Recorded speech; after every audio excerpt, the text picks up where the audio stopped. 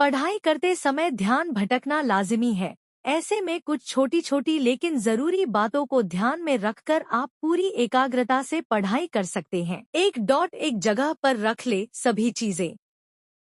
पढ़ने के लिए बैठने से पहले सारी जरूरी चीजें जैसे कि subject books, copy, rough copy, pen, pencil आदि अपने पास रख लें। इस तरह आप बार बार चीजें उठाने के बहाने से उठने से बच जाएंगे।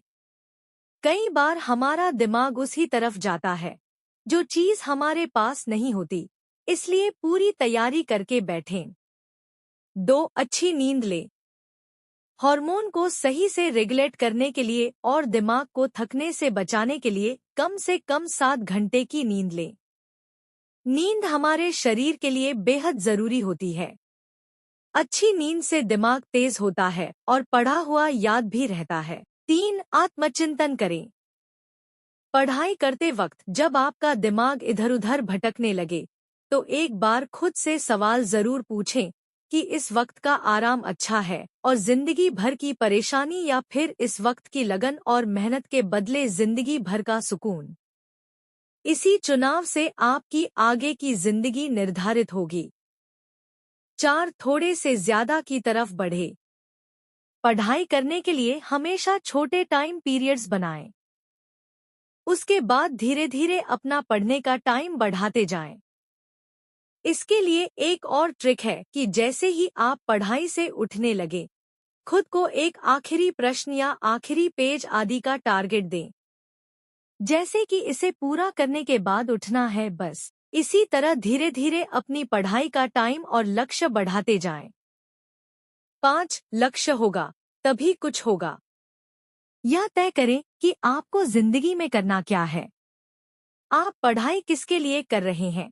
अपने करियर के लिए, सुरक्षित भविष्य के लिए, पैसे कमाने के लिए या किसी की खुशी के लिए?